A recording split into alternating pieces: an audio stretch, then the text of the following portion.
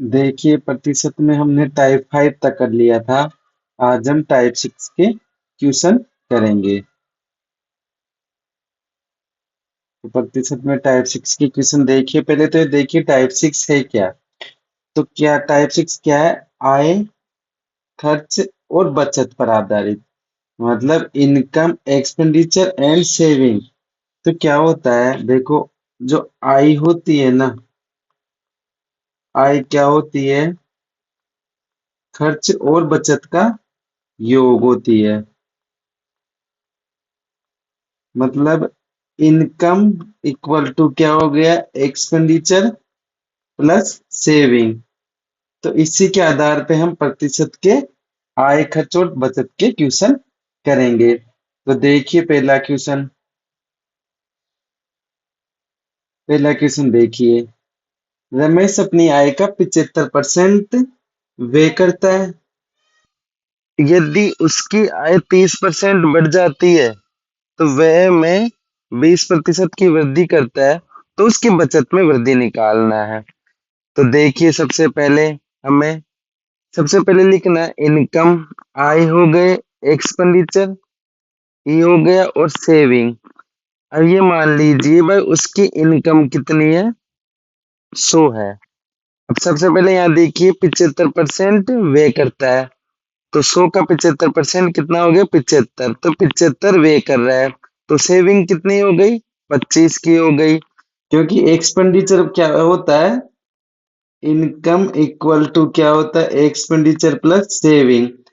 तो देखो, इनकम 100 में से 75 गए तो कितने बचे? सेविंग 25 बची। अब देखिए उसकी आय 30% बढ़ जाती है। तो आय कितनी बढ़ गई? 30% की वृद्धि हो गई। कितनी?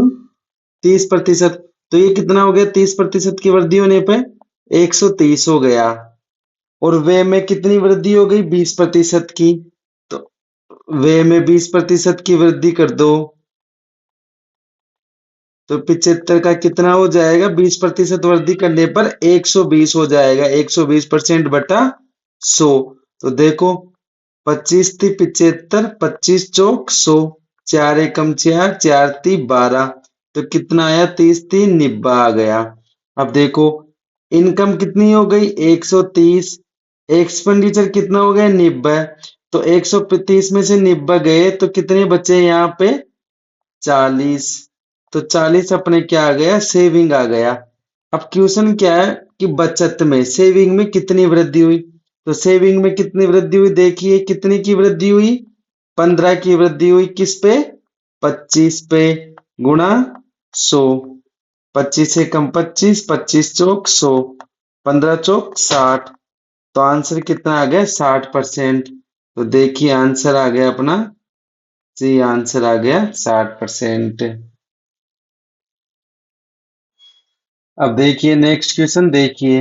दूसरा क्वेश्चन दूसरा क्वेश्चन क्या है? राकेश का व्यय और बचत का अनुपात 7:3 है। यदि उसकी आय और व्यय में क्रमशः 20 और 30% की वृद्धि होती है तो बचत में कितने प्रतिशत की कमी होगी? तो देखिए, सबसे पहले हम लिखेंगे क्या है? एक्सपेंडिचर हो गया और सेविंग, और यहाँ पे क्या है? इनकम। तो व्यय और बचत का अनुपात क्या है? 7:3। तो ये 7 हो गया और अनुपात 3 हो गया। तो अब देखिए अनुपात हटा देंगे तो हम क्या लिख लेंगे? इसको अनुपात हटा के ये मान लो इसको 70 लिख दो और इसको 30 लिख दो।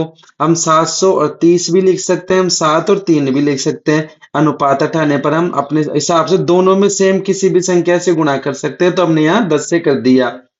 अब देखिए उसकी आय और व्यय में 20 और 30% की वृद्धि। सबसे पहले तो ये देखिए, इनकम क्या होता है? एक्सपेंडिचर और सेविंग। तो ये कितना हो जाएगा? 100। क्योंकि 70 और 30 का योग कितना हो गया? 100। अब आय में 20% की वृद्धि, तो ये 20% की वृद्धि पे कितना हो गया? 120 हो गया। और व्यय में 30% की वृद्धि, तो व्यय में 30% की वृद्धि, यहाँ तो कितनी थी? 20% की वृद्धि। और यहाँ पे 30% की वृद्धि। तो देखो 30% की वृद्धि पे कितने हो गए, 70 इंटू 130/100। तो एक जीरो से ये एक जीरो, एक जीरो से एक जीरो, तेरे साथ 91। तो कितना आ गया यहाँ पे, 91। अब देखो 120 में से 91 गए तो कितने बचे, 29। तो सेविंग कितनी आ गई उसकी, 29। अब हमें देखना है कि बचत में कितने प्रतिशत की कमी हुई।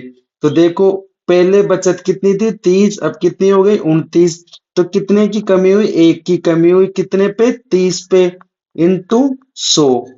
तो ये कितना हो गया, 10/3। और 10/3 कितना होता है, 3.33%। ये देखिए आंसर ए आ गया। नेक्स्ट क्वेश्चन देखिए, अब तीसरा क्वेश्चन देखिए। नवीन अपनी मासिक आय का 40% किराए पर, 25% कपड़ों पर और 15% मोबाइल पर खर्च करता है, और उसके पास 2,000 रुपये की राशि बचती है। तो मासिक आय निकालना है। तो सबसे पहले देखो आय क्या होती है, इनकम होती है, एक्सपेंडिचर प्लस सेविंग। अब देखो वो पूरे कितने खर्च कर रहा है, तो देखो इनकम ये मान ली मैंने कितनी है, टोटल 100%। तो अब एक्सपेंडिचर निकालेंगे, कुल खर्च कितने कर रहा है, तो 40% किराए पे कर रहा है, प्लस 25% कपड़ों पे कर रहा है, प्लस 15% मोबाइल पे कर रहा है। तो कितना हो गया, 80% हो गया। तो अब अपने सेविंग कितना बचा, 100% माइनस 80%। तो सेविंग कितना आया, 20%। अब ये देखो उसके पास रुपए की राशि बचती है, 2,000 रुपये।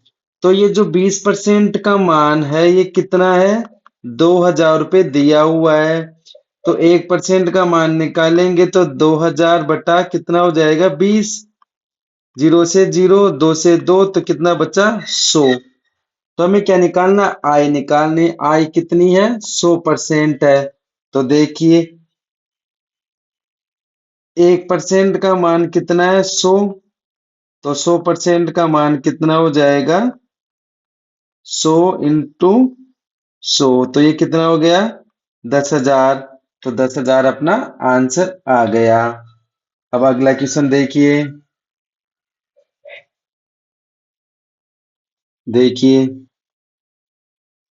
अमित प्रत्येक महीने अपने वेतन का 70% घर पर खर्च करता है, शेष का 50% अपने बेटे को भेज देता है, और शेष का 40% कपड़ों पर खर्च करता है। तो प्रत्येक महीने वह अपने वेतन की कितने प्रतिशत की बचत करता है। तो देखिए बचत निकालने के लिए वही है, हम इनकम इक्वल टू क्या होता है, सेविंग, एक्सपेंडिचर प्लस सेविंग। तो एक्सपेंडिचर वे प्लस बचत सेविंग ये होता है। तो मान लिया ये अपना कितना है, इनकम ये मान लिया 100 है। ठीक है। तो अब देखिए 70% घर पर खर्च करता है। तो अगर 70% घर पे खर्च किया तो शेष कितना बचा, भाई 100 टोटल है, तो 70% खर्च किया तो 30% बचा। तो 30/100 ये अपना बच गया। इसके बाद शेष का 50% अपने बेटे को भेज देता है। अब अगर 50% बेटे को भेज दिया तो कितना बचा, 50%। तो 50/100। फिर आगे देखिए शेष का 40% कपड़ों पर खर्च करता है। तो 40% कपड़ों पे खर्च किया तो कितना बचा, 60%। तो 60/100। तो अब देखिए इसको सोल्व कीजिए, दो जीरो से दो जीरो, ये दो जीरो से दो जीरो, एक जीरो से एक जीरो, 6×5 30, 30 × 3 90, और नीचे कितना है 10। तो कितना आ गया 9। तो अब प्रत्येक महीने वो अपनी कितनी बचत करता है, तो देखो ये 100 माना, कितना बच रहा है हमारे पास, 9। तो 100 का 9 कितना होगा, 9% हो गया, सीधा सीधा ये देखिए 9/100 इंटू 100। तो सीधा सीधा कितना आ गया, 9% आ गया। तो आंसर क्या आ गया अपना, डी आ गया। अब अगला क्वेश्चन देखिए, पांचवा क्वेश्चन।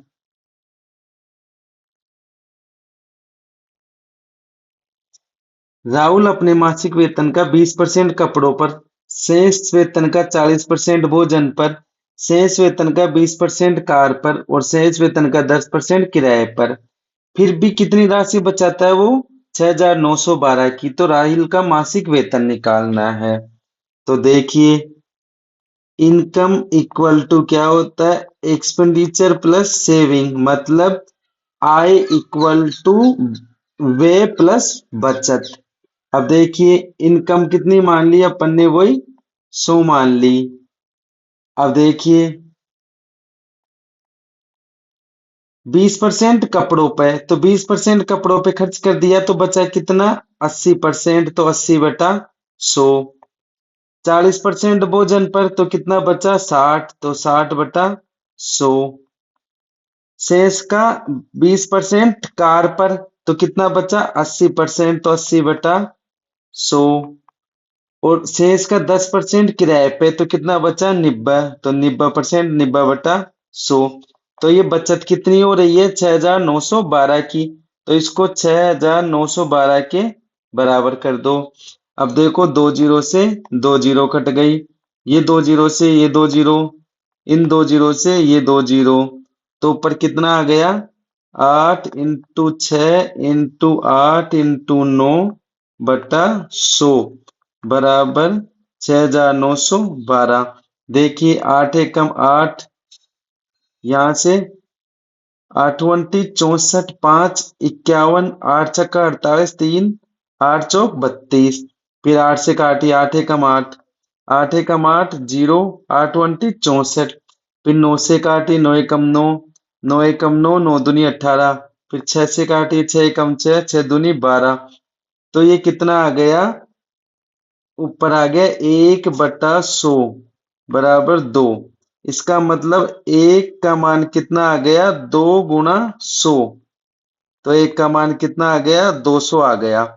तो एक का मान 200 आ गया, हमें किसका मान निकालना है? मासिक वेतन। तो मासिक वेतन कितना है? 100। तो देखिए, 100 का मान कितना हो जाएगा? 200 × 100। तो ये कितना हो गया?